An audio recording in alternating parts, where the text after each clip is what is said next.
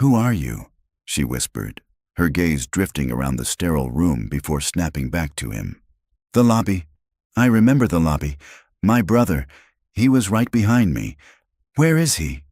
The words were a ghost in the sterile, antiseptic air of the ICU, spoken in Dutch, a language no one else in the room could understand. They were faint, ragged, but they sliced through the rhythmic beeping of the heart monitor.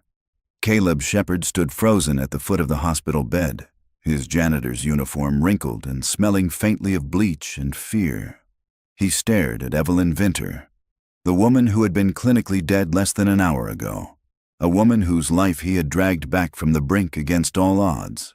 Her eyes, the color of a stormy sea, were locked on his, and in them he saw not gratitude, but a deep, hazy confusion and a flicker of frightened recognition. He had risked everything, his quiet life, his anonymity, the safety of his daughter, for a stranger. And now, that stranger's innocent question told him everything he needed to know. She had no idea. He hadn't just fought against a medical anomaly. He had stepped into the middle of an execution. And the chilling realization settled in. He was the only person in the room who knew the truth.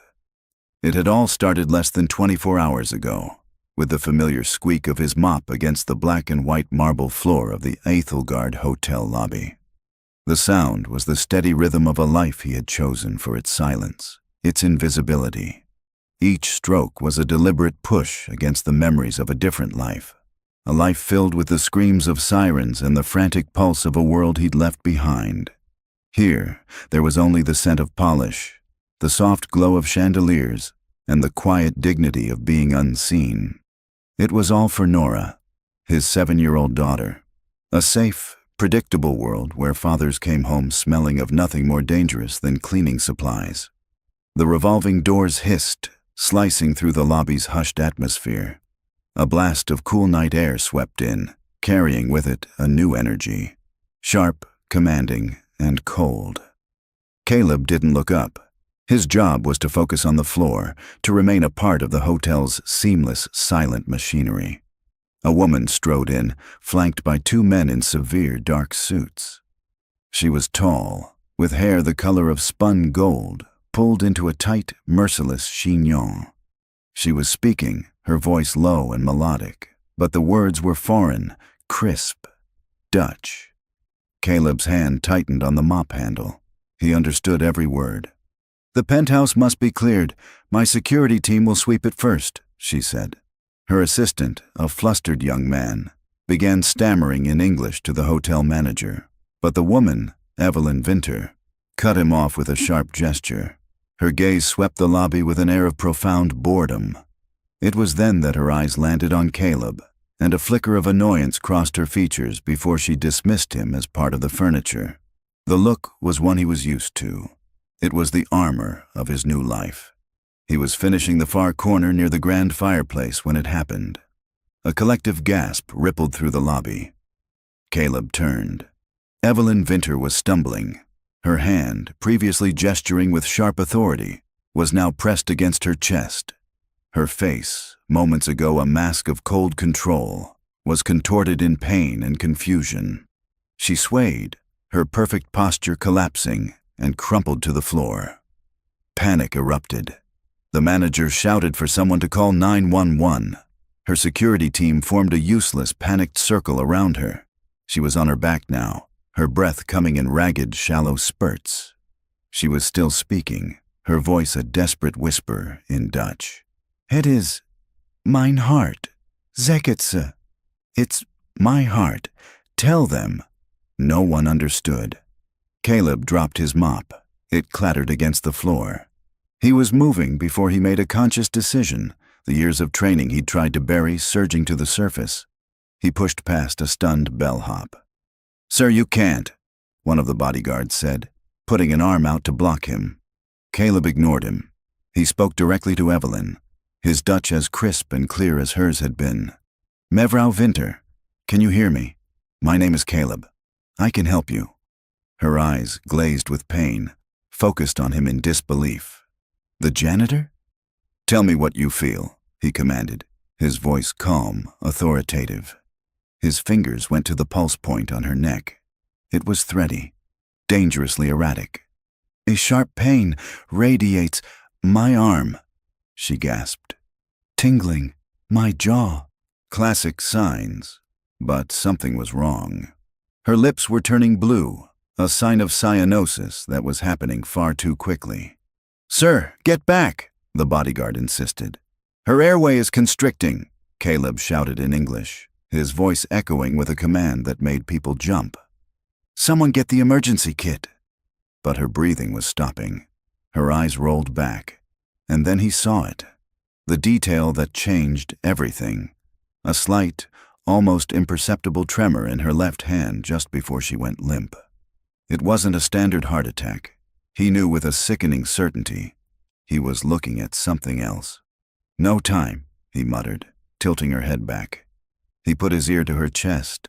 Nothing, no heartbeat, cardiac arrest. He placed the heel of his hand on her sternum and began compressions. Hard, fast. The rhythm was seared into his muscle memory. The revolving doors hissed again. A man, impeccably dressed, with the same sharp features and cold eyes as Evelyn, strode in. "What in God's name is going on here?" he roared. "Mr. Vinter," the assistant sobbed. "It's your sister." The man, Lachlan Vinter, took in the scene, his face contorted in a mask of fury. "Get your filthy hands off her!" he lunged, grabbing Caleb's shoulder and hauling him back. "Stop, you'll kill her!" Caleb yelled, trying to shake him off. "She's in cardiac arrest." "Security, get this lunatic away from her!" Lachlan screamed. 2 hotel guards grabbed Caleb's arms, dragging him away from Evelyn's still body. "You don't understand," he yelled, fighting against them. "She needs a defibrillator. Every second you wait, her brain is dying." Lachlan knelt beside his sister, his expression a strange, unreadable mix of panic and something colder. Just then, the wail of sirens grew louder. Paramedics burst through the doors, their gear rattling. They took over, pushing everyone back as they got the paddles on her chest. "Charging to 200, clear." Her body arched. Nothing. "Charging to 300, clear." She jumped again.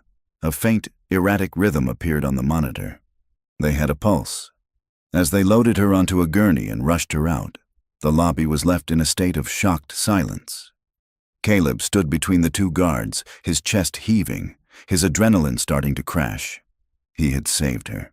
But as he looked at Lachlan Vinter, who was staring at him with an expression of pure, unadulterated hatred, he knew this was far from over. "I want him arrested," Lachlan said, his voice dangerously low, pointing a finger at Caleb. "Now. Arrest him for what?" A steady voice cut through the tension. Grant Maddox, the hotel's head of security, stepped forward, his solid frame subtly positioning itself between Lachlan and Caleb. His demeanor was calm, but his eyes were sharp. "Assaulting a guest or saving her life, because I've got 5 camera angles that will show Mr. Shepard here acting only to provide medical aid." Lachlan Vinter's head snapped toward him. "And who are you?" "The man who reviews the security footage," Maddox said, his tone even. "I assure you, Mr. Vinter, the only thing those cameras will show is your sister collapsing and my employee preventing a tragedy." 2 police officers had arrived, their expressions weary. "What's the situation here?" the older one asked, his gaze moving from Lachlan's $1,000 suit to Caleb's simple janitor uniform. Lachlan immediately took control. "That man," he said, his voice dripping with authority, "put his hands on my sister." He was behaving erratically. "That's a lie," Caleb said, his voice steady despite the adrenaline crash that was starting to hit him. "I was responding to her. She was speaking Dutch. I was the only one who understood what she was saying." The officer looked at Caleb, a skeptical frown on his face. "You speak Dutch?" "Yes, and I recognize the signs of an atypical cardiac event. The paramedics will confirm her heart had stopped." The officer was clearly out of his depth, caught between a billionaire's accusation and a janitor speaking with the vocabulary of a doctor. Grant Maddox stepped in again. "With all due respect, Mr. Vinter," he said, his voice dropping to a low, firm rumble. "Your identity doesn't change what happened. I'm sure the last thing your sister's company needs right now is a media storm about how her family tried to have the man who saved her life arrested." The word media was the magic bullet. Lachlan's jaw tightened. He shot Caleb a look of pure venom, a look that promised this wasn't over. "Fine," he spat. "But if it turns out he harmed her in any way, I will hold this entire hotel responsible, and I will find him." He turned and stormed out of the lobby, following the path the gurney had taken. The police, seeing the conflict fizzle, took a few witness statements and left, but not before the older officer gave Caleb a hard look. "Stay away from them," he warned. "You got lucky tonight. Don't push it." Caleb just nodded, his body trembling. Mr. Davies, the manager, rushed over, his face pale. "Shepard, my office, now." In the manager's office, Davies paced back and forth. "Do you have any idea what you've done? The Vinters could ruin us." "I saved a woman's life," Caleb said, his voice flat. "You're a janitor," Davies snapped, his fear making him cruel. "You're not supposed to do whatever that was. You're paid to be invisible." Caleb looked at the man's panicked face and felt a profound weariness settle into his bones. This was why he'd chosen this life. It was simple. Complications got people hurt. He'd had enough of that to last a lifetime. "I'm suspended, aren't I?" Caleb asked. "Indefinitely. With pay," Davies said quickly, a pathetic attempt to soften the blow. "Just go home, Shepard. Lie low. Don't talk to anyone. We'll handle this." Caleb didn't argue. He turned and walked out, grabbing his worn jacket from a locker in the staff room. As he left through the service exit, Grant Maddox was there, leaning against the brick wall, the ember of a cigarette glowing in the dark. "You did the right thing, you know," Maddox said, taking a drag. "Doesn't feel like it," Caleb replied, shoving his hands in his pockets. "That brother of hers, something's not right there," Maddox said, his voice quiet. "The way he looked at you, it wasn't just anger, it was fear, like you'd ruined a plan." Caleb froze, the words hanging in the cool night air. Maddox had seen it too. It was the same cold dread he had felt when Lachlan had first laid eyes on him. "Take a piece of advice," Maddox said, dropping the cigarette and crushing it under his heel. "Guys like that don't forget. Be careful." The bus ride home was a blur. The city lights smeared across the rain-streaked windows, but Caleb saw none of it. He saw Lachlan's face, a mask of fury and fear, like you'd ruined a plan. The words echoed in his mind. What plan could a janitor possibly ruin? He shook his head, trying to force the thoughts away. It wasn't his problem anymore. He had to think about Nora. He got off at his stop and walked the 2 blocks to his small apartment building. The light was on in their window, a warm, yellow square in the darkness. That was his world. That small, safe square. Everything he did was to protect it. He let himself in, the familiar scent of home a welcome comfort. He was just a janitor, a single father. He would take the suspension, cash the paychecks, and find another job mopping floors somewhere else if he had to.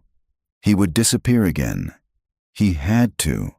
He walked toward the living room, a practiced, quiet apology for being late already on his lips, his mind desperately trying to shove the events of the last hour into a locked box. But he knew, with a chilling certainty, that Lachlan Vinter had the key, and he would not stop until he'd used it. Caleb walked into his small, tidy living room. His neighbor, Mrs. Gable, a kind retiree with a halo of white hair, looked up from the kitchen table where she and Nora were coloring. Nora, her face a mask of intense concentration, was meticulously shading in the wings of a dragon. "Daddy!" she squealed, jumping up from her chair and running to him, wrapping her arms around his legs. "We're making a purple dragon, for you."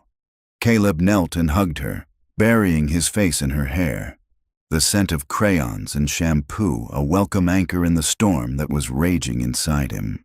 "It's the best dragon I've ever seen, sweetie," he said, his voice thick with emotion. "Caleb, you're home early," Mrs. Gable said, her kind eyes crinkling with concern. "Is everything all right?" "Everything's fine, Maria," he lied, forcing a smile. "They, had a plumbing issue in the main hall. Sent some of us home until it's fixed." The lie felt clumsy on his tongue. He spent the next hour trying to be normal. He sat at the table and colored. He helped Nora with the tricky parts of the dragon's tail. He listened as she chattered on about her day at school. But his mind was miles away, in a sterile hospital room. He kept seeing Evelyn Vinter's face, the tremor in her hand, the blue tinge of her lips. It was a clinical puzzle his brain refused to let go of. Brugada syndrome, an atypical variant. It was the only thing that fit the rapid desaturation. A standard EKG might even miss it. The thought sent a chill down his spine.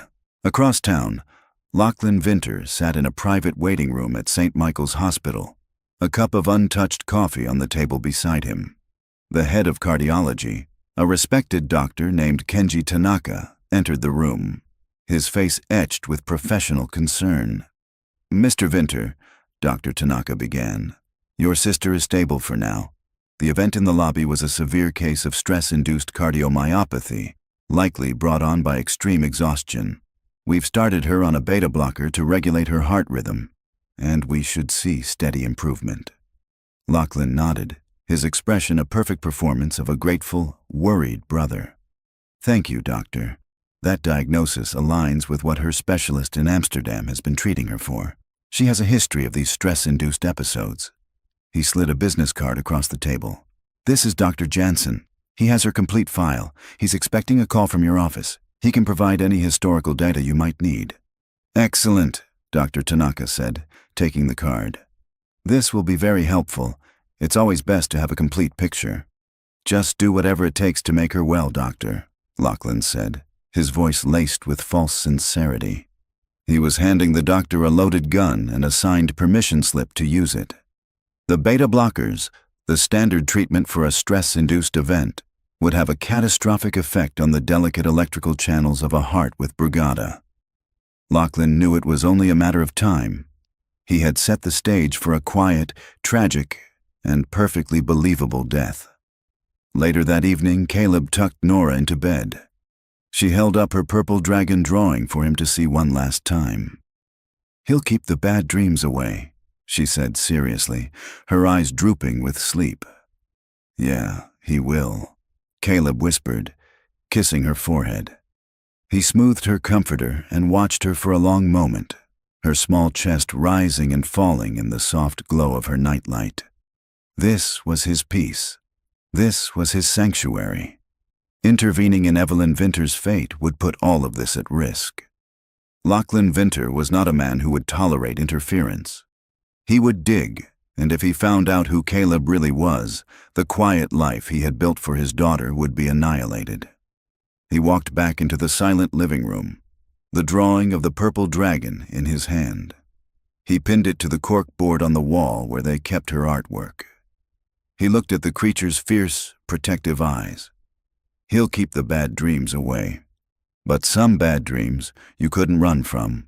Some you had to turn and fight. He was a doctor. He had taken an oath.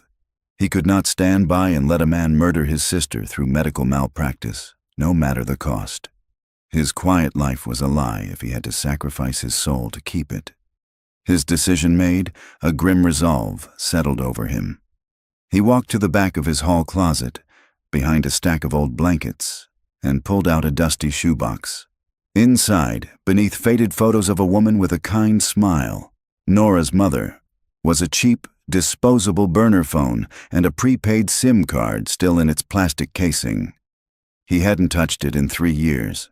It was a relic from a past he had sworn was dead and buried. He sat at the kitchen table in the dark, the only light coming from the street lamp outside his window. He inserted the SIM card and powered the phone on. The small screen lit up his face, a face that was now tight with a long-forgotten tension. His hands were steady as he dialed a number from memory, a number that connected to a man known only as Echo, a ghost in the machine who specialized in information. Echo owed him a life. Caleb was about to call in the debt. The phone rang once, twice. A voice, electronically distorted and devoid of warmth, answered. "It's been a long time, Doctor." "I need to know what they're giving her," Caleb said, his voice low and urgent. "A woman named Evelyn Vinter, St. Michael's Hospital. I need her chart. I need to know now." The electronically distorted voice on the other end of the line was flat, devoid of emotion. "Vinter, as in Vinter Global Shipping. You're aiming high for a ghost, Doctor." "Just get it for me, Echo," Caleb said, his knuckles white where he gripped the cheap plastic of the phone. "You know what you owe me." There was a sound like digital static. A sigh filtered through a dozen servers. "The debt is why I answered the phone. But this is a big ask. People like the Vinters don't have files. They have fortresses. Poking a fortress gets people like me noticed, and I don't like being noticed." "It's life or death," Caleb said, his voice raw. "It always is with you," the voice crackled back. "Fine, but this clears the slate, all of it. After I send you what you need, this number is dead. We are even. You are on your own. Understood?" "Understood," Caleb said. "You'll have it within the hour," Echo said, and the line went dead. Caleb stared at the phone, his heart pounding. He had just burned his only lifeline to the shadow world he had once inhabited. From now on, there was no safety net. He waited, the minutes stretching into an eternity. He paced the small apartment, the silence amplifying the frantic thoughts in his head. He was a fool. He was risking his daughter's safety, her entire future, on a diagnostic hunch and a memory from a war zone. He was about to lose his nerve when the burner phone vibrated, a low buzz against the wooden table, a single text message. He opened it. It was a grainy, poorly lit photo of a computer screen, a patient's digital chart. But the words were clear enough. Patient. Vinter, Evelyn. Diagnosis. Acute stress-induced cardiomyopathy. Tachycardia. Treatment. Protocol. Initiate IV metoprolol drip, 5 milligrams per hour. Sedation is needed. Monitor vitals. Caleb's blood ran cold. Metoprolol, a beta blocker. It was a death sentence. For a normal stress-induced heart issue, it was standard practice. For Brugada, it was like pouring gasoline on a fire. It would suppress the heart's normal electrical regulators, leaving it vulnerable to the storm of chaotic, fatal arrhythmias the genetic disorder caused. They weren't just failing to treat her. They were actively loading the gun and pointing it at her heart. Below the image, a short, typed note from Echo. Brother provided extensive cardiac history from an Amsterdam specialist. Looks legit. They think they have it under control. Prognosis listed as good. Prognosis good. Caleb felt a wave of nausea. Her prognosis was fatal. They were killing her with confidence. Lachlan had played them perfectly. He shoved the phone in his pocket, his mind racing. What now?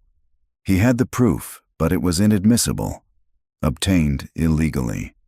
It was the word of a janitor against a renowned European specialist and a team of cardiologists at a top-tier hospital. He'd be laughed out of the room, then arrested for stalking or worse. Lachlan would make sure of it. He had to find a way in, a human angle. Someone on the inside who could be convinced. He thought back to the lobby. The bodyguards were loyal to the payroll. Davies, the manager, was a coward. Lachlan was the enemy. But the assistant, the young man had looked genuinely terrified for her, not just for his job. His panic had seemed personal. What was his name? He'd heard Davies say it. Peterson. But how to get to him? He couldn't go to the hospital. He couldn't go back to the hotel. Lachlan's people would be everywhere. Caleb closed his eyes, forcing himself to replay the chaos in the lobby, searching for a detail. The paramedics had arrived. There was shouting. The assistant, Peterson, had been on his phone, his voice frantic. What had he said? The memory surfaced, a single clear sentence in the noise. Cancel the morning briefing at the Regale Conference Center. All Vinter personnel are to await instructions. The Regale Conference Center. It was a long shot, a desperate gamble, but it was the only shot he had. Lachlan would be at the hospital, playing the part of the devoted brother. His staff would be in limbo, gathered at the conference center. Peterson would be there. Caleb walked to Nora's door and pushed it open a crack. She was fast asleep, the purple dragon drawing on the wall standing guard. He looked at her peaceful face, and the risk he was about to take felt like a physical weight in his chest. He was about to step out of the shadows, to make himself a target. But if he didn't, a woman would die. And the part of him that was once a doctor, the part of him that was still a good man, would die with her. He scribbled a quick note for Mrs. Gable for the morning. A simple lie about being called into work early. He grabbed his worn jacket, the one that let him blend into any city crowd, and slipped out of the apartment. The burner phone, a cold, hard rectangle in his pocket. The night was cool and damp. The city was asleep. But Caleb had never felt more awake. He walked the dozen blocks to the downtown business district, his mind a whirlwind of strategy and fear. He rounded a corner and saw it 2 blocks away, the gleaming glass facade of the Regale Conference Center. A few black cars were parked out front, a silent testament to the corporate power gathered inside. Caleb ducked into a darkened alleyway across the street, his heart pounding against his ribs. He had no plan, no weapon, just a terrifying piece of information on a cheap phone and the desperate hope that a stranger's conscience was stronger than his fear. He settled in to wait, a ghost watching a fortress, praying for a single crack in the wall. Caleb waited. The hours bled together, the darkness of the alley shifting from the deep black of night to the hazy gray of pre-dawn. The city began to stir. Street sweepers hissed past, followed by the rumble of the first delivery trucks. Caleb's legs ached, and a cold exhaustion had settled deep into his bones. But he didn't move. He was a statue carved from adrenaline and resolve. Finally, just as the sun began to cast long shadows down the street, he saw movement. The main doors of the conference center opened, and the assistant, Peterson, stepped out. He looked pale and sleep-deprived, his tie already loosened. He walked away from the main entrance, pacing on the sidewalk as he spoke into his phone, his voice a low, anxious murmur. He was separated from the security guards at the door. This was the chance. Caleb waited for a city bus to pull up to the stop just past the conference center, its brakes hissing loudly. As the doors opened and a small crowd of people spilled onto the sidewalk, creating a moving shield, Caleb made his move. He kept his head down, his gait unremarkable, just another person in a hurry. He crossed the street, merging with the bus passengers, and timed his approach perfectly. He fell into step just behind Peterson as the young assistant ended his call and turned to walk back toward the entrance. "Mr. Peterson," Caleb said, his voice low and even. Peterson jumped, spinning around. His eyes widened in recognition and fear. "You! What are you doing here? You need to leave. Security will—" "Walk with me," Caleb said, not as a request, but as a calm command. He gestured with his head toward a narrow side street that ran between the conference center and the next building. 5 minutes. Her life depends on it. I can't," Peterson stammered, glancing nervously at the guards by the door. "They're killing her at the hospital," Caleb said, his voice sharp with urgency. "And her brother is helping them." That hit the mark. Peterson's face went pale. The color drained from his lips. He hesitated for a fraction of a second, his eyes darting between Caleb and the safety of the main entrance. Then, with a jerky nod, he followed Caleb down the side street, away from the prying eyes of the security detail. Once they were out of sight, tucked behind a large recycling dumpster, Peterson turned on him, his voice a panicked whisper. "What is this? Are you trying to blackmail us? I have nothing to give you." "I don't want money," Caleb said, pulling out the burner phone and holding it up so Peterson could see the photo of the medical chart. "I want you to look at this. This is your boss's treatment plan. They're giving her metoprolol." Peterson squinted at the screen. "Okay, That's a heart medication, right? They said they have it under control. Her brother flew in her records from Europe. Her brother lied, Caleb said flatly. That drug is going to kill her. It's poison for what she really has. I saw the tremor in her hand, the speed of the cyanosis. That's not a stress reaction. It's a genetic disorder, a rare one. That medication will stop her heart for good, and this time, there won't be anyone there to restart it. Peterson shook his head, overwhelmed. How do you know this? Who are you? The police said you're a janitor. I used to be a doctor, Caleb said, the words tasting like rust in his mouth. A combat surgeon. I've seen this before, only once, but you don't forget it. He leaned in closer, his eyes intense.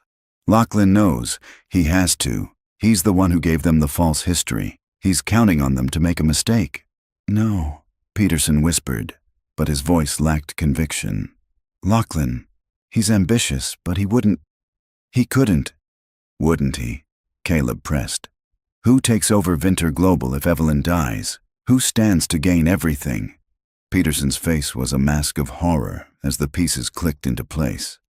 He thought of Lachlan's strange calmness after the initial panic, his immediate focus on controlling the narrative, on getting rid of Caleb. What do you want from me? Peterson asked, his voice trembling. I need you to call the hospital, not the front desk. I need you to get Dr. Kenji Tanaka on the phone. He's the lead cardiologist. You're her executive assistant. They'll put you through. And say what? That a janitor told me they're all wrong? They'll think I'm crazy. Lachlan will fire me. Or worse. You don't have to mention me, Caleb said, thinking fast. You just have to plant a seed of doubt, a smart one. Tell him you were on the phone with her specialist in Amsterdam, Dr. Jansen, just checking in. Caleb's mind raced, pulling the technical language from the depths of his memory. Tell him the specialist mentioned that given her family history, you should ask them to run a procainamide challenge to definitively rule out a latent sodium channelopathy. Use those exact words. Sodium channelopathy. Peterson stared at him, his mouth agape. A what? It's the medical term for what I think she has. Caleb explained. It's a test. A doctor hearing that specific phrase will be forced to pause. It will be a huge red flag that their current diagnosis might be incomplete. It might be enough to make them stop the beta blockers before it's too late. From the end of the alley, a voice shouted, Peterson, are you back here? It was one of the security guards. They were looking for him. I have to go, Peterson said, his eyes wide with panic. Caleb grabbed his arm, his grip firm but not painful. Her life is in your hands now. You saw what happened. You know I'm not lying. You can walk away, and by tomorrow you'll probably be promoted. Or you can make a phone call and save the life of a woman who trusts you. He let go and slipped away, melting back into the urban landscape, leaving Peterson alone in the alley. He didn't look back. He walked fast, turning corner after corner, putting as much distance as he could between himself and that building. He had done all he could.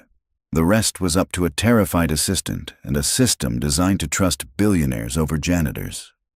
Back in the alley, Peterson fumbled for his own phone, his hands shaking so badly he almost dropped it. He took a deep, shuddering breath and walked back toward the conference center, pasting a neutral expression on his face as the security guard approached. There you are, the guard said. Mr. Vinter is on his way. He wants a full briefing. Of course, Peterson said, his voice sounding thin to his own ears. I was just getting some air. He walked back into the lavish, air-conditioned lobby, the world suddenly feeling unreal. Lachlan would be there in minutes. He looked at his phone, at the sleek corporate logo of Vinter Global on the screensaver. He thought of Evelyn, how she'd once paid for his mother's expensive surgery out of her own pocket, telling him simply, loyalty is a two-way street. He ducked into an empty boardroom, his heart hammering against his ribs. He pulled up the hospital's number, his thumb hovering over the call button. This was career suicide, at best. At worst, Lachlan would find out and destroy him. But then he pictured Evelyn's face, her eyes wide with terror as she lay on that cold marble floor. He pressed the button. Dr. Kenji Tanaka prided himself on his diagnostic acumen. He was the head of cardiology at one of the best hospitals in the state. a man who saw complex patterns in the chaotic symphony of a failing heart. The Vinter case, while high profile, was professionally straightforward. He was reviewing her chart, noting the stabilizing effect of the metoprolol, when his desk phone buzzed. "Dr. Tanaka, I have a David Peterson on the line for you," his assistant said. "He's Evelyn Vinter's executive assistant. He says it's urgent." Dr. Tanaka sighed, annoyed at the interruption. The families of wealthy patients were always the most demanding. "Put him through," he said, leaning back in his leather chair. "Dr. Tanaka? Thank you for taking my call." Peterson's voice was tight, nervous.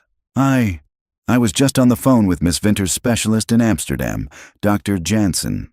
Just a routine check-in."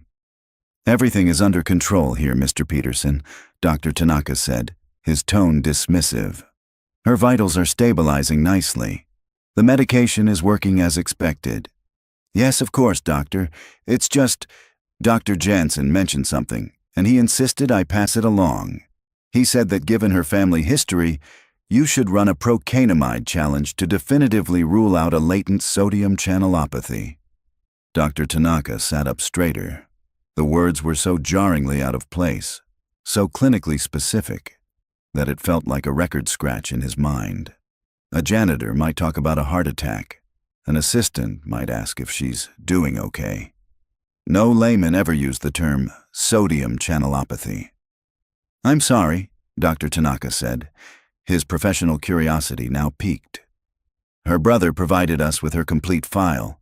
There's no mention of any genetic channelopathies. Her EKG, while abnormal, doesn't show the typical Brugada pattern." "Yes, doctor. Jansen mentioned that," Peterson said, his voice gaining a sliver of confidence as he stuck to the script. "He said her presentation can be atypical in her family line. He was very insistent on the procainamide challenge. He called it critically important." A long silence stretched over the line. Dr. Tanaka stared at the wall of his office, at the framed diplomas and awards. A procainamide challenge wasn't a casual test. It involved administering a drug that could, in a patient with Brugada, induce the very arrhythmia you were trying to prevent. It was a controlled risk, but a risk nonetheless. And it was completely unnecessary for stress-induced cardiomyopathy. "Thank you for the message, Mr. Peterson," Dr. Tanaka said finally, his voice a cool, unreadable mask. "I'll take it under advisement." He hung up the phone, but he didn't lean back in his chair. He was unsettled. It was too specific, too strange. It felt less like a suggestion and more like a warning. He was about to pull up Evelyn's file again when he heard a knock. Lachlan Vinter stood there, a vision of tailored concern, holding 2 cups of coffee. "Dr. Tanaka," Lachlan said with a charming smile, "I brought you a coffee. I figured you could use it. Any news on my sister?" "She's stable, Mr. Vinter," Dr. Tanaka said, accepting the cup. "As we discussed, the medication is helping." "Wonderful. You and your team are miracle workers." Lachlan settled into the chair opposite the desk. Dr. Tanaka decided to test the waters. "I just received a strange call from your sister's assistant." A Mr. Peterson Lachlan's smile didn't falter, but something cold flickered in his eyes. "David? Oh, Lord, what has he done now? His heart is in the right place, but the man's an absolute mother hen." He said he was relaying a message from her specialist in Amsterdam. Something about a sodium channelopathy? Lachlan let out a theatrical laugh.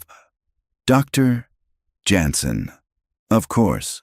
The man is a brilliant researcher, but he's notoriously academic. He sees zebras around every corner. For years he's been trying to convince my sister she's a walking genetic anomaly. My father thought he was a quack. Please, doctor." Lachlan leaned forward, his expression turning serious. "We have complete faith in your diagnosis. You're the one here on the ground, seeing the reality of her condition. Don't let my frantic staff and their alarmist consultants distract you from your work." It was a masterful performance. He was simultaneously dismissing the concern, flattering Dr. Tanaka, and subtly pressuring him to stay the course. 99 times out of 100, it would have worked. But the specificity of that phrase, procrastinamide challenge, was like a splinter in Dr. Tanaka's brain. After Lachlan left, the doctor sat in the silence of his office, the smooth reassurances warring with the strange, urgent warning. He pulled up Evelyn's admission EKG on his computer. He magnified the printout, his eyes tracing the jagged peaks and valleys. His own diagnosis had been sound, based on the evidence. But he wasn't looking for evidence now. He was looking for doubt. And then he saw it. In the V2 lead, a tiny, almost insignificant anomaly. It wasn't the classic COVID-type ST segment elevation of Brugada type 1. It was a more subtle, saddleback shape that could be easily dismissed as a benign variant. But combined with the phone call, with the story of a specialist obsessed with rare genetics, it was just enough. It was a whisper of a zebra on the edge of a field full of horses. He stood there for a long moment, the weight of two futures in his hands. He could follow the safe path, the one endorsed and paid for by the powerful Vinter family, or he could listen to the splinter in his brain, the nagging, unprofessional doubt. He walked briskly to the ICU nurse's station. A junior nurse looked up at him. "Doctor? Tanaka?" He looked her straight in the eye, his voice quiet but absolute, leaving no room for argument. "Stop the metoprolol drip on Miss Vinter, immediately." The nurse blinked, confused. "But sir, her brother was just here. He said he was pleased with her progress." Dr. Tanaka cut her off, his voice like ice. "I am the physician of record. Lachlan Vinter is not. Stop the drip, draw a full metabolic panel, and prep her for a procrastinamide challenge. Page me the second the kit is ready." Lachlan Vinter did not get to be second in command of a global empire by leaving things to chance. He had a source on every floor of the hospital, a network of whispers bought with cash and promises. Less than an hour after Dr. Tanaka gave his order, Lachlan's phone buzzed. The voice on the other end was a nervous nurse from the ICU. "Mr. Vinter, sir. Doctor. Tanaka canceled the beta blocker. He's taking her for a procrastinamide test right now." The silence in the black sedan where Lachlan was taking the call was absolute. The city noise outside seemed to fade away. His charming facade cracked, revealing the cold, reptilian fury beneath. Tanaka had defied him, and there was only one way the doctor could have found the courage, the sheer audacity, to do that. It all came back to the janitor. The car screeched into a U-turn, speeding back toward the hospital. Lachlan stormed through the entrance, his expensive shoes eating up the polished linoleum as he made a direct line for the cardiology wing. He found Dr. Tanaka just outside the ICU, scrubbing in for the procedure. "Tanaka!" Lachlan's voice was a low growl that made a passing orderly flinch. "What is the meaning of this? My source tells me you've stopped my sister's treatment and are proceeding with this reckless experiment against my express wishes." Dr. Tanaka turned, his face calm but set like granite. He had crossed his Rubicon, and there was no going back. "I have not stopped her treatment, Mr. Vinter. I have corrected it. My medical judgment is not a negotiation. Now, if you'll excuse me, the test is beginning. You can watch from the observation window, but you will not interfere with my team." Tanaka turned and walked into the specialized procedure room, leaving Lachlan seething in the hallway. He would let the doctor play out his little fantasy, and when he was proven wrong, Lachlan would not just have his job, he would have his medical license. While this confrontation was unfolding, Caleb was on the move. He couldn't wait in the darkness of his apartment any longer, a passive player in a game with his own life on the line. He needed to know. He found his way to the hospital, circling the massive building, his mind working, cataloging the service entrances, the delivery bays, the laundry chutes. He found what he was looking for, a laundry service entrance in the sub-basement. An old ID from a different cleaning company and a confident walk got him past the first checkpoint. From there, he knew the labyrinth. Inside the procedure room, the tension was thick. Evelyn lay on the bed, wires connecting her to a bank of monitors. Dr. Tanaka stood at the foot of the bed, watching the main screen which displayed her EKG in a steady green line. "Begin the infusion," Tanaka ordered. "Slowly." A nurse adjusted the IV drip. Lachlan watched from the observation window, his arms crossed, a cruel smirk touching his lips. The doctor was a fool. For a long minute, nothing happened. The green line continued its steady, rhythmic peak and fall. From the observation window, Lachlan couldn't see the shadowy figure who had just slipped into the far end of the hallway. Caleb had emerged from a service stairwell, his heart pounding. He saw Lachlan at the window, and his stomach clenched. Inside the room, Dr. Tanaka's brow was furrowed. The EKG was unchanged. Had he made a terrible mistake? "Increase the rate," he said, his voice tight. Another 30 seconds passed, still nothing. Lachlan's smirk widened. He was already composing the lawsuit in his head. Then, it happened. A flicker on the screen. A single, malformed wave. Then another. The steady, rhythmic peak of the ST segment began to curve upwards, transforming into the distinct, terrifying COVID shape that Tanaka had only ever seen in textbooks. The zebra was real. "There it is," Tanaka breathed, a mixture of horror and vindication in his voice. "Brugada pattern type 1.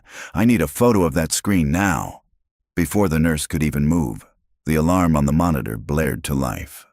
The organized waves dissolved into a chaotic, useless, squiggling line. Ventricular fibrillation. Evelyn's heart was no longer beating. It was merely quivering. She was in cardiac arrest. "Code blue!" Tanaka yelled. "Get the crash cart! Charge to 200!" The room exploded into disciplined action. Nurses rushed in. One began compressions. Tanaka grabbed the defibrillator paddles. "Charging! Clear!" Evelyn's body convulsed on the bed. The chaotic line on the monitor remained. "No conversion! Charge again! 300 factorial clear!" Another violent jolt. In the hallway, Caleb watched the frantic scene through the glass, his own heart in his throat. He saw the grim determination on Tanaka's face. He also saw Lachlan. The smirk was gone, replaced by a mask of incandescent rage. His plan, years in the making, was crumbling into dust before his very eyes. The janitor, the doctor, they had ruined everything. "We have a rhythm," a nurse called out. A slow, steady beat returned to the screen. It was weak, but it was organized. They had brought her back. Dr. Tanaka leaned against the bed, breathing heavily, sweat beading on his forehead. He had the proof. He had saved her life by nearly ending it. As the controlled chaos in the room began to subside, Lachlan took a step back from the window, his mind racing, calculating his next move. His gaze swept the hallway, looking for a way to salvage the situation. And then he stopped. His eyes scanned past the nurse's station, past the waiting room, and into the shadows at the far end of the hall. He saw him. It was just for a second, a man in a hooded jacket, but he knew. It was the janitor. He was here. He had seen it all. Their eyes locked across the long, sterile corridor. In that moment, everything fell away. The doctors, the nurses, the hospital. There were only two people in the world who understood exactly what had just happened. Lachlan knew that Caleb knew. The game had changed. This was no longer a quiet, clinical execution. It was a hunt, and Lachlan Vinter was the predator. The moment their eyes locked, the world snapped into sharp, cold focus for Caleb. The clinical drama in the procedure room vanished, replaced by a single, primal instinct. Run. He didn't wait for Lachlan to raise a hand or shout an order.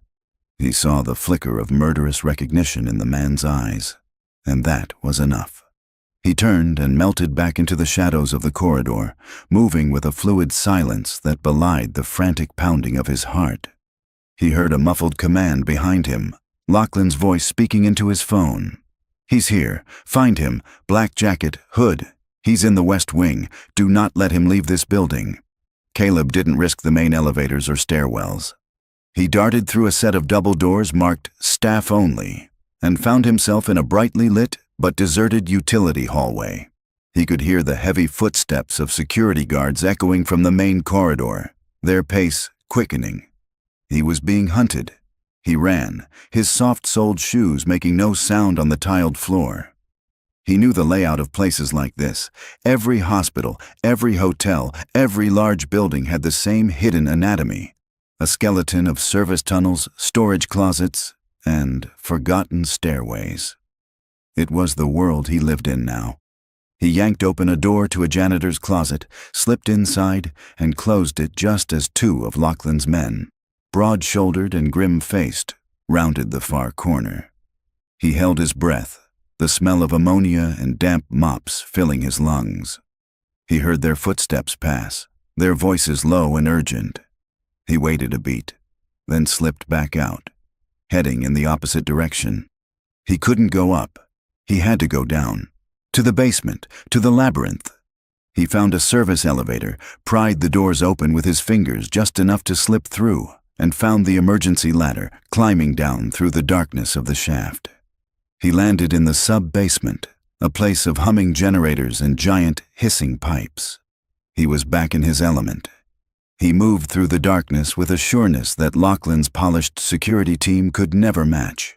He found an emergency exit that led to a back alley, pushed the bar, and was blinded for a second by the late afternoon sun. He was out, but he wasn't safe. His first thought, a bolt of pure, unadulterated terror, was of Nora. His apartment was compromised. It would be the first place Lachlan would send his men. He couldn't go there. He couldn't call his own phone. Every second he wasted was a second they were getting closer to his daughter. He ran for 3 blocks, putting distance between himself and the hospital, before ducking into a noisy, crowded bus station. He pulled out the burner phone, his fingers fumbling with the unfamiliar buttons. He dialed the one number he knew he could trust. Grant Maddox picked up on the second ring. "Yeah? Grant, it's Caleb Shepard." "Caleb, what's going on?" "I heard things got messy at the Athelgard." "It's worse now," Caleb said, his words coming in a rush. "My life is in danger. The man I warned you about, Lachlan Vinter, he tried to have his sister killed at the hospital. I stopped it, and he saw me. He's hunting me, Grant. But that's not the problem. He knows where I live. My daughter is there." The line was silent for a moment, but Caleb could hear the shift in Maddox's breathing. The security professional was processing the threat. "Nora," Maddox said, her name a statement of understanding. "She's with my neighbor, Maria Gable. Apartment 2B. You have to get them out of there. Now Lachlan's men are coming for me, and they will not be gentle." "Where do I take them?" Maddox's voice was all business now. "Anywhere. A hotel. Your place. Just get them away from there. Don't let them pack. Just go. And Grant, be careful. These guys are not hotel security." "I was a cop for 15 years before I took this job, kid," Maddox said, a grim reassurance in his tone. "I remember how to handle myself. Stay alive, Caleb. I'll keep your girl safe." Maddox hung up. Caleb stood in the chaotic terminal, a ghost in the crowd, feeling utterly helpless. He had just thrown his only friend into the line of fire.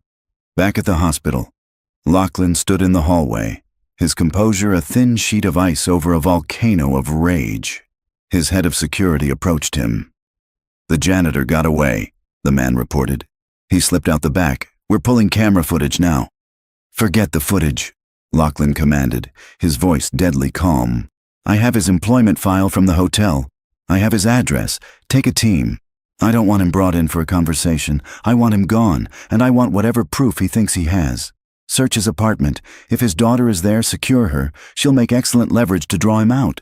In a quiet suburb miles away, Grant Maddox slammed his old sedan into gear, tires squealing as he pulled out of the Ethelgard's parking garage.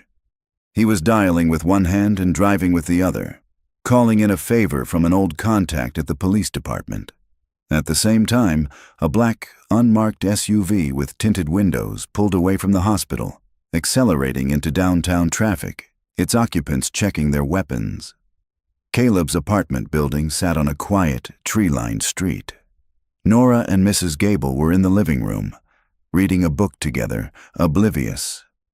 They didn't see the black SUV as it turned onto the street, slowing as the driver looked for the address. They didn't see the gray sedan that screeched around the opposite corner a moment later, its driver's face a mask of grim determination. The two vehicles were now on a collision course, both heading for the same unsuspecting front door. The race to Nora had begun. Grant Maddox saw the black SUV a block away. It was moving with a slow, predatory confidence, the kind that meant the occupants weren't worried about being seen. He saw the glint of tinted windows and the cold, professional stillness of the men inside. He'd seen cars like that 100 times before, usually parked outside the homes of witnesses who were about to change their testimony. He didn't hesitate. He floored it.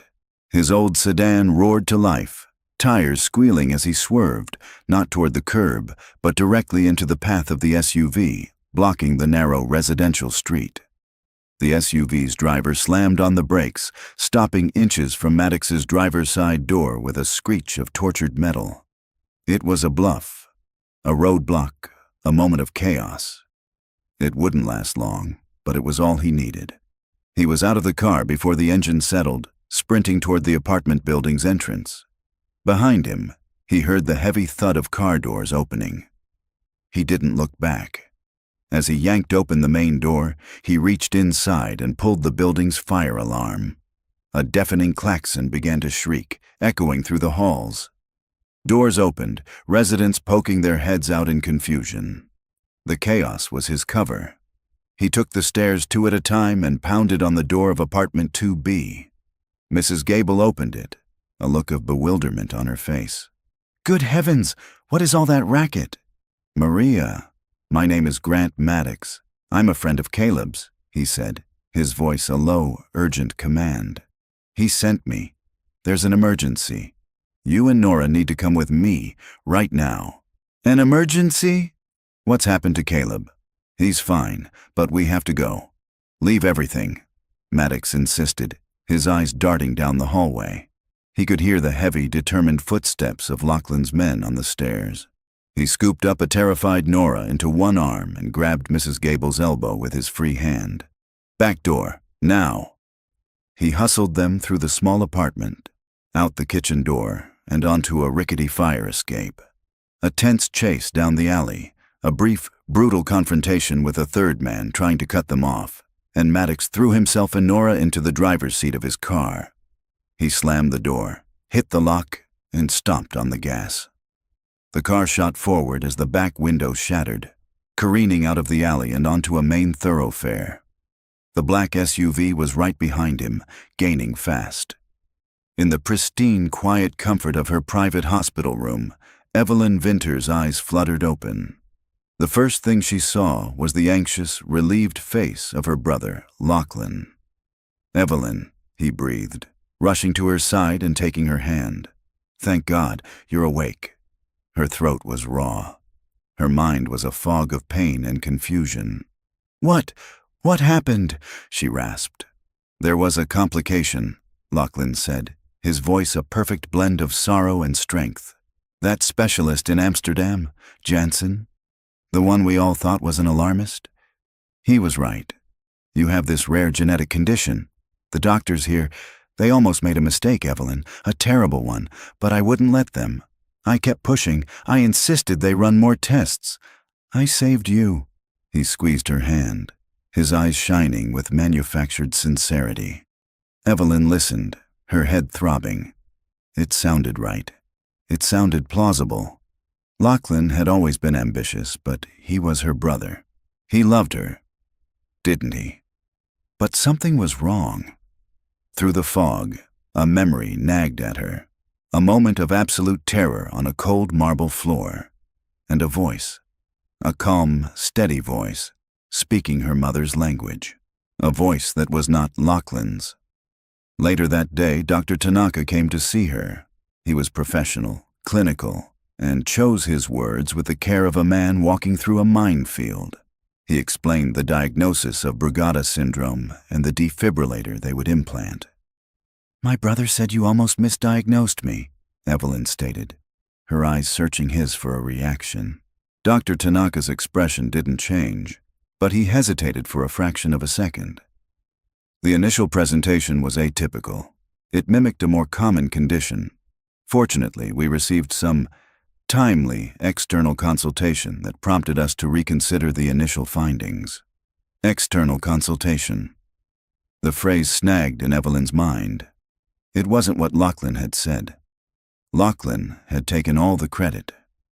After the doctor left, Evelyn lay in the silence, the two stories echoing in her head. She closed her eyes, pushing past the pain, trying to rebuild the memory of the lobby. The fall, the panic, the faces looming over her. And then, a face she didn't recognize. A man in a simple uniform. His eyes weren't panicked. They were focused. His hands were steady. He had spoken Dutch to her. He had understood. He was the key. With a surge of effort, she reached for the call button. A nurse entered. "I need my personal phone," Evelyn said, her voice weak but regaining its familiar steel. "And I need you to get a message to my head of security in Amsterdam. Tell him to get on the next flight. Tell no one else, especially not my brother." Grant Maddox lost the SUV after 10 minutes of harrowing, high-speed driving that broke every traffic law in the state. He pulled into the underground parking garage of a 24-hour supermarket, killed the engine, and let his head fall against the steering wheel, his breath coming in ragged gasps. In the passenger seat, Mrs. Gable was crying silently. In the back, Nora was finally starting to sob. "I want my daddy," she whispered, her small voice breaking his heart. Maddox took a deep, shuddering breath. He was in this, all the way. He pulled out his phone to call Caleb and tell him they were safe, for now. But before he could dial, a text message lit up the screen. It was from a number he didn't recognize. "They have your plate. They'll have your name in an hour. Your life is in danger now. I'm so sorry. Destroy this phone. Get somewhere safe they can't track." It was from Caleb.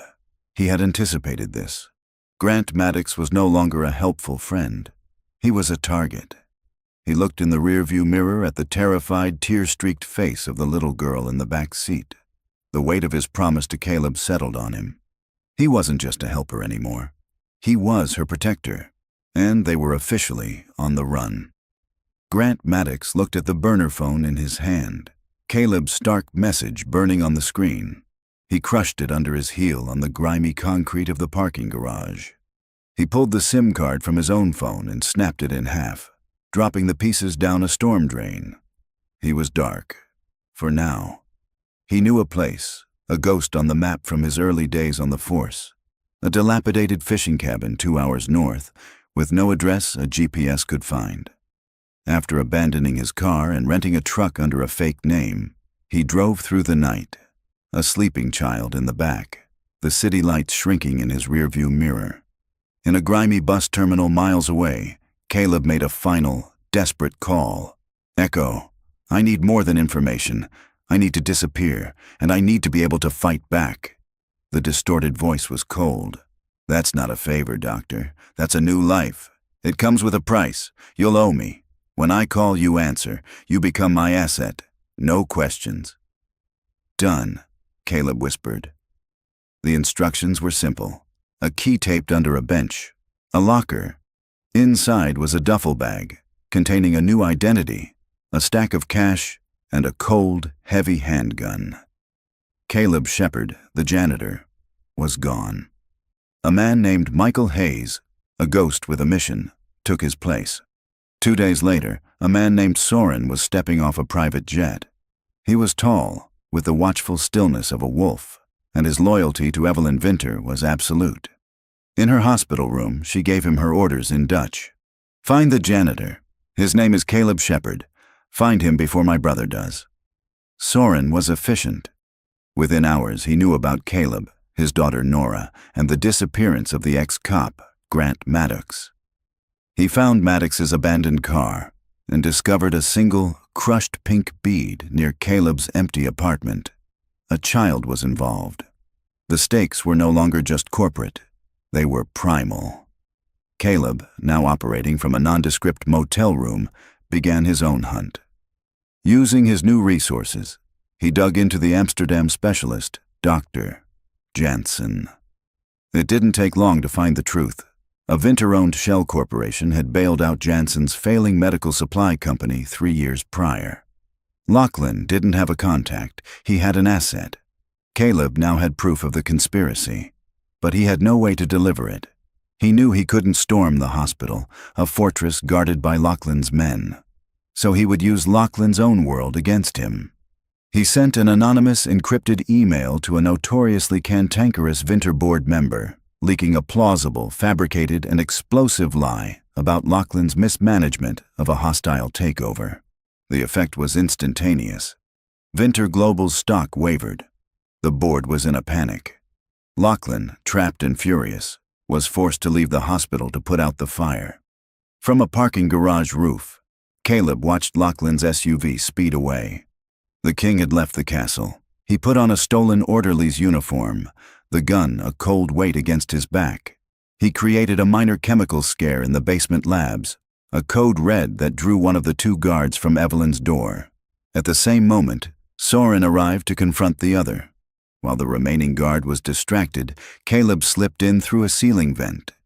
He dropped silently into Evelyn's bathroom, then stepped into the main room. She was awake. Her eyes widened.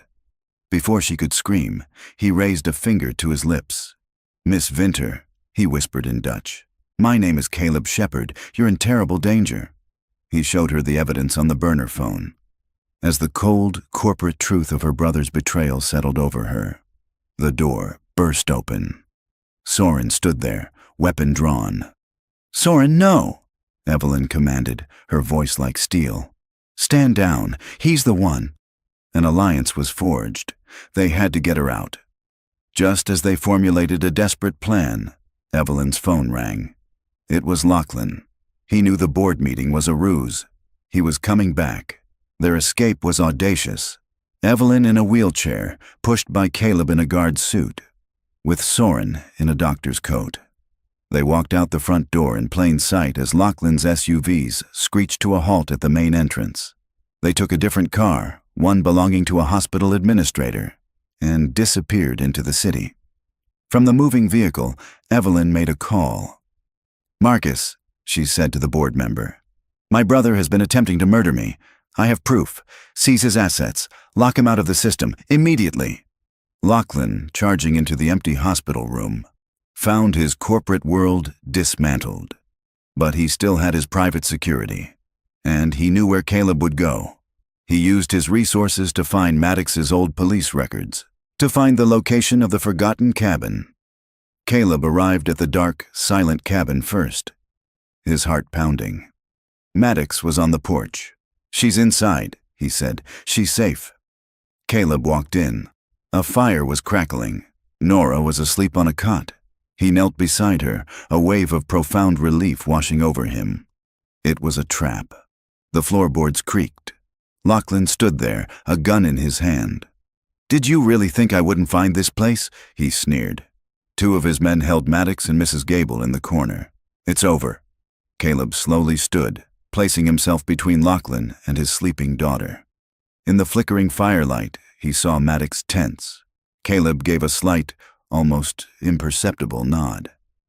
As Lachlan smiled, Maddox roared and threw his weight backwards.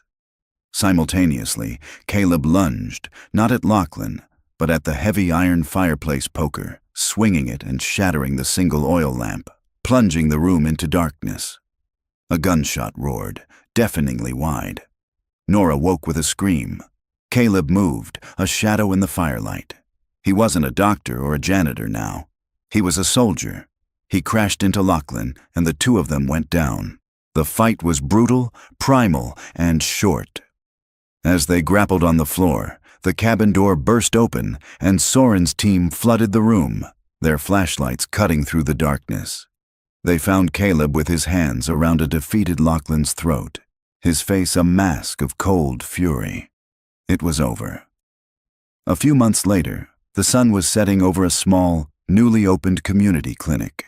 A sign above the door read, "The Shepherd Clinic for Veterans and Families." Caleb stood outside, watching Nora chase butterflies. She was laughing again. A car pulled up, and Evelyn got out.